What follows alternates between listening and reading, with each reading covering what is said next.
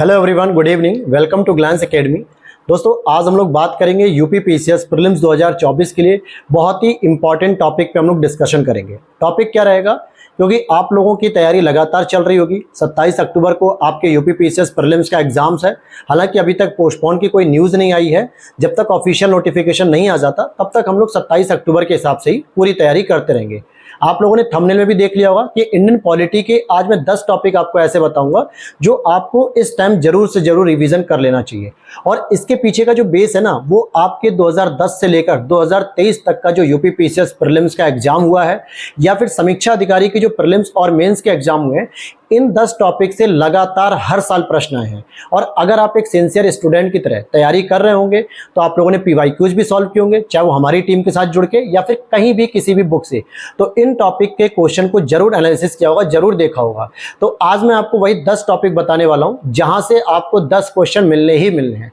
हालांकि मैं 10 टॉपिक से ज्यादा ही बताऊंगा जिससे आपके 10 से 15 क्वेश्चन पूरे सही होंगे। टोटल कितने क्वेश्चन आते हैं? 22 एवरेज आते हैं, 20 से 22 प्रश्न आते हैं, या मान लो 23 भी आ गए। लेकिन ये जो टॉपिक मैं बता रहा हूं, केवल अगर इतने टॉपिक पढ़ लोगे तो 10 से 15 क्वेश्चन बिल्कुल हूबहू आएंगे और हर साल आते हैं। तो कैसे होंगे टॉपिक? तो हम लोग एक एक करके टॉपिक को डिस्कस करेंगे। यहां पर मैंने एक पूरी लिस्ट बना रही है टैबलेट में अपने, और मैं आपको लिस्ट भी बताऊंगा। और कोशिश करिएगा कि आप लोग इस समय अपने साथ पेन और एक कॉपी या नोटबुक लेकर बैठ जाइए। अदरवाइज ये वीडियो अभी तो देख रहे हैं आप, फिर उसके बाद वो मिस हो जाएगी। और ये सीरीज केवल पॉलिटी की नहीं चलेगी, अगले दिन मैं आपको हिस्ट्री, ज्योग्राफी, पॉलिटी तो आज कर रहा हूँ, बायोलॉजी, एनवायरमेंट, इस तरीके से डीप एनालिसिस करके कि कौन कौन से ऐसे टॉपिक हैं और वहां से प्रश्न आते हैं तो ये आपको करने हैं। और प्रश्न का नेचर भी बताऊंगा कि कहां कहां से प्रश्न और किस प्रकार के प्रश्न आते हैं। तो जल्दी से नोटबुक और एक पेन ले लीजिए। और आप देख रहे हैं ग्लैंस एकेडमी, अगर पहली बार आए हो दोस्तों तो सब्सक्राइब कर लेना, क्योंकि बहुत सारा चीज आपके लिए प्लेलिस्ट में फ्री ऑफ कॉस्ट है और सारी चीजें आप यहां पे एक्सप्लोर कर सकते हैं यूपी पीसीएस के लिए, समीक्षा अधिकारी के लिए, जो आपके लिए बहुत ही बेहतर मटेरियल है। तो सबसे पहले आपको एक टॉपिक नोट करना है, चाहे तो अभी लिख लीजिए। पहला टॉपिक आपको पढ़ना है संविधान संशोधन। हर साल इससे एक प्रश्न आता है, लेकिन पूरा नहीं पढ़ना है। जो मैं बता रहा हूं उसको तो जरूर पढ़ लेना, जरूर रिवाइज कर लेना। और कैसे करोगे, कहां से करोगे, वो भी मैं वीडियो के लास्ट में बता दूंगा। सोर्स क्या रख सकते हो। हालांकि अब तक तो आप लोग एक ही सोर्स को रेफरेंस रख के अपना रिवीजन भी कर रहे होंगे, तो कोई नए सोर्स की ओर जाने की जरूरत नहीं है जब तक वो ऐसा सोर्स ना हो जो आपके कम समय में कंप्लीट हो जाए। तो लास्ट में वीडियो में वो भी बता दूंगा। वीडियो के लास्ट तक बने रहोगे तो सारी चीजें क्लियर हो जाएंगी। वीडियो ज्यादा लंबा नहीं होगा, लेकिन टॉपिक डिस्कस कर दूंगा। संवैधानिक संशोधन में सबसे जो इंपॉर्टेंट है, पहला फर्स्ट संवैधानिक संशोधन के बारे में कि क्या क्या प्रोविजन है, कब जुड़ा, किसके समय जुड़ा। 7th नंबर का अमेंडमेंट जो हुआ था 1956, इसको पढ़ लेना है आपको। साथ ही साथ 7th के बाद आपको देखना होगा जो एक सबसे इंपॉर्टेंट है 26 अमेंडमेंट, जिसके द्वारा प्रीवी पर्स की समाप्ति हुई थी, ये पढ़ना होगा।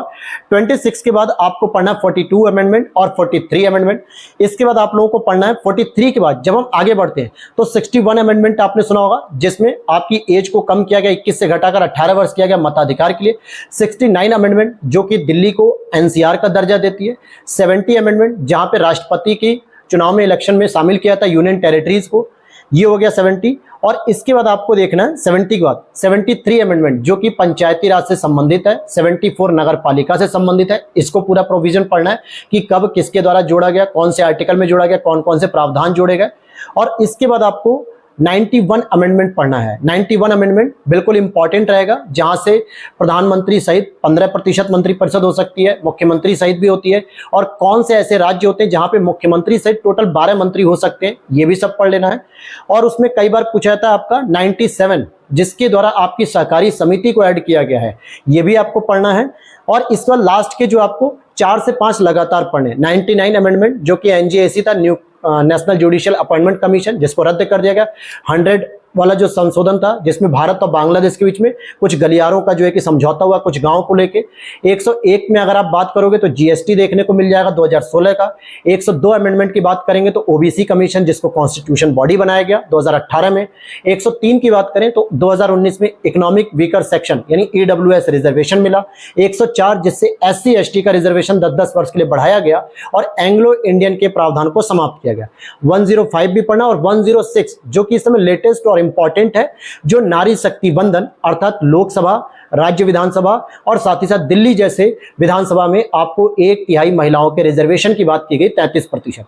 तो ये जो मैंने संवैधानिक संशोधन बताया ना, अगर इतना अच्छे से तैयार कर लेते हो तो एक प्रश्न यहां से फिक्स है, आएगा ही आएगा, ये मान के चलना। ये मैं नहीं बोल रहा हूं, ये प्रीवियस ईयर पेपर के ट्रेंड बोल रहे हैं। तो अगर आप लोगों ने इस तरीके से ऑब्जर्वेशन नहीं किया है ना, तो अभी भी मौका है, इसे पढ़ लेना।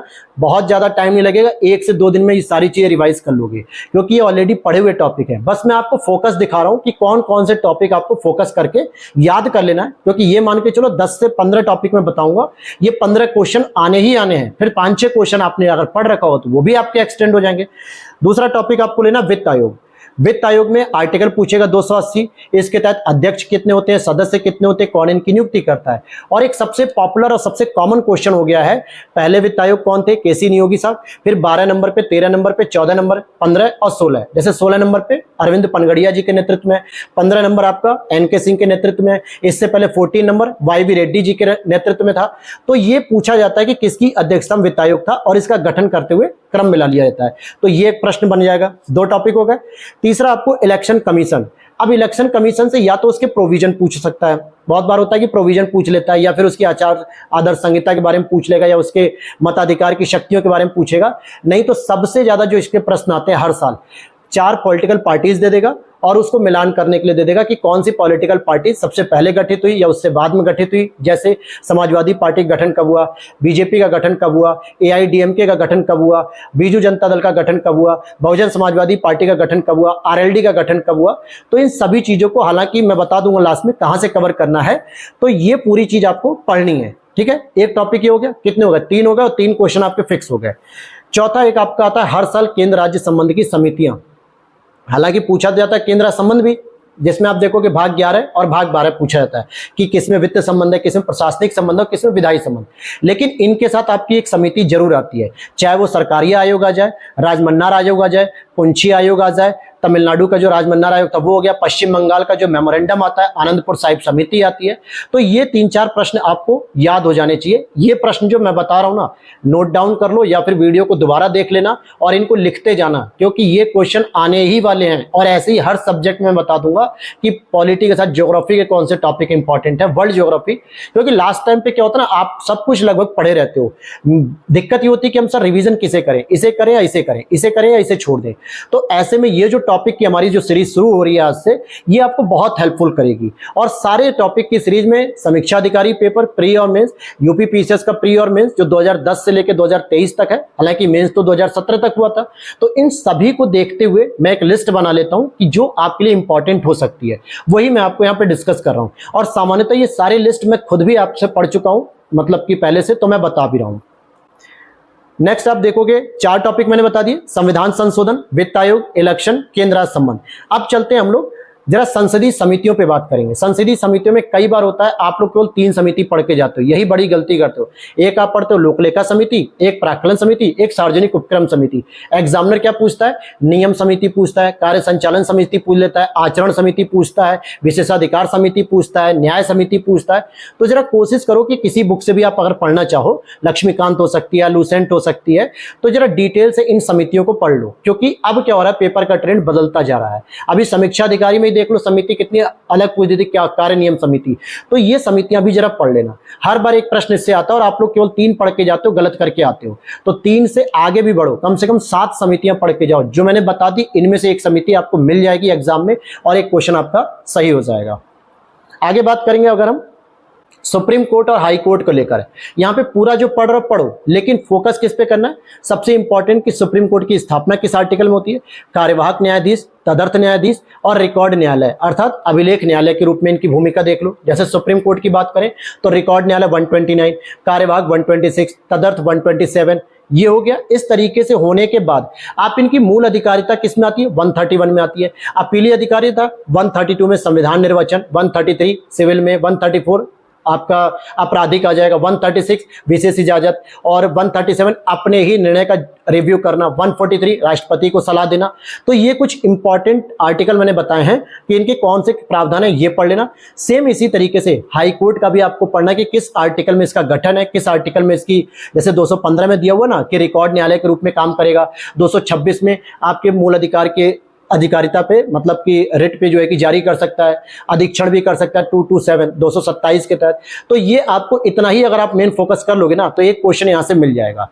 बाकी अगर हम देखते हैं फंडामेंटल राइट, नो डाउट देखो फंडामेंटल राइट से तो आता ही है प्रश्न, या तो नॉर्मल प्रश्न भी आता है मिलान करने के लिए, या फिर उनके अंदर जाके डेप्थ में एक प्रश्न पूछ देता है कि आर्टिकल नंबर 19(2) के तहत किन किन आधारों पे आपके मूल अधिकारों पे प्रतिबंध दिया गया है। 6 आधार होते हैं वो आप बता सकते हो, या स्वतंत्रता धार्मिक स्वतंत्रता की जो अधिकार होता है आर्टिकल 25 उसमें कौन कौन से प्रतिबंध है, जैसे लोक सदाचार हो गया, ठीक है, स्वास्थ्य हो गया, तो इन सब के आधार पे तो ये की टॉपिक पढ़ना है।